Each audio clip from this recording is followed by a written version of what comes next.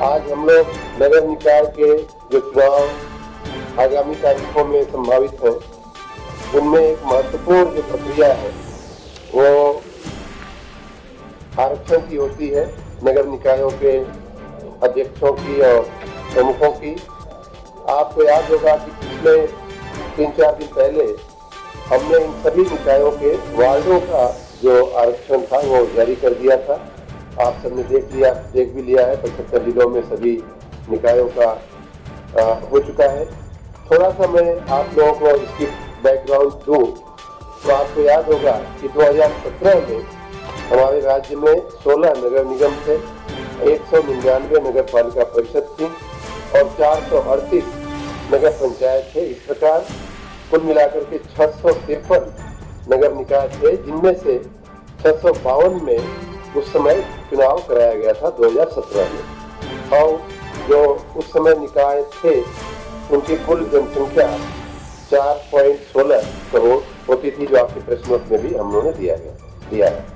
वर्तमान में आपने देखा कि 2017 के बाद कई नगर निकायों का परिवर्तन हुआ, कुछ नए बने और कुछ में सीमा विस्तार हुआ। उस पूरा हम डिटेल में हम नहीं जा रहे हैं क्योंकि आपके पास वो पड़ा हुआ है। वर्तमान में हमारे जो नगर निकाय हैं उनकी कुल संख्या 762 है। 17 नगर निगम, 200 नगर पालिका और 545 नगर पंचायत, कुल मिलाकर के 762, जिनकी वर्तमान जो जनसंख्या है, आबादी है, वो 4.85 करोड़ है, जो 2017 के सापेक्ष 70 लाख अधिक है, 70 लाख। अब जो मैंने बताया कि 17 निगम है, 200 नगर पालिका परिषद है और 545 नगर पंचायतें हैं, उनके जो आरक्षण है, जो उनके अध्यक्षों के, उसमें अनुसूचित जाति के लिए जो कुल आरक्षित, जिसे 17 नगर निगम की मैं पहले बात कर रहा हूँ, तो उसमें अनुसूचित जाति के लिए कुल आरक्षित सीटें 2 हैं, जिनमें एक महिला के लिए है, अनुसूचित जाति महिला के लिए, और दूसरी अनुसूचित जाति के लिए है। उसी प्रकार पिछड़ा वर्ग के लिए कुल आरक्षित सीटें 4 हैं, जिनमें पिछड़ा वर्ग महिला की 2 और पिछड़ा वर्ग पुरुष की या अन्य की 2।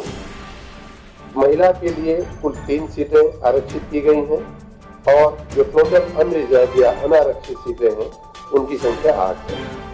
उसी प्रकार 200 जो नगर पालिका परिषदें हैं, उनमें अनुसूचित जाति हेतु जो आरक्षण है वो कुल 27 सीटों का है, जिनमें से 9 महिला के लिए है और बाकी 18 अन्य अनुसूचित जाति की कैटेगरी में है। उसी प्रकार पिछड़ा वर्ग का जो आरक्षण है उसमें कुल 54 सीटों का आरक्षण किया गया है पिछड़ा वर्ग में, जिसमें 18 महिलाओं के लिए पिछड़ा वर्ग की और 36 सीटें अन्य लोगों के लिए पिछड़ा वर्ग में है। उसी प्रकार नगर पालिका परिषद में महिला की कुल आरक्षित सीटें 40 हैं और अनारक्षित सीटें कुल 79 सीटें हैं।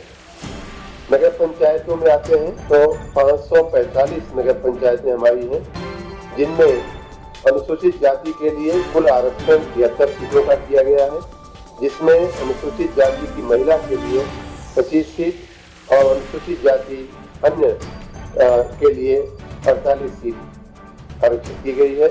अनुसूचित जनजाति के लिए कुल 1 सीट, क्योंकि हमारे राज्य में अनुसूचित जाति की संख्या कम है, इसलिए वो अनुसूचित जनजाति की 1 सीट करते हुए पहली वरीयता महिला की जाती है, इसलिए वो अनुसूचित जनजाति की महिला को 1 सीट जाती है। पिछड़ा वर्ग के लिए हमारे 147 सीटें आरक्षित हैं, जिनमें पिछड़ा वर्ग की महिला के लिए 49 मतलब 49 सीटें आरक्षित की गई हैं और पिछड़ा वर्ग अन्य के लिए 98 सीटें आरक्षित की गई हैं।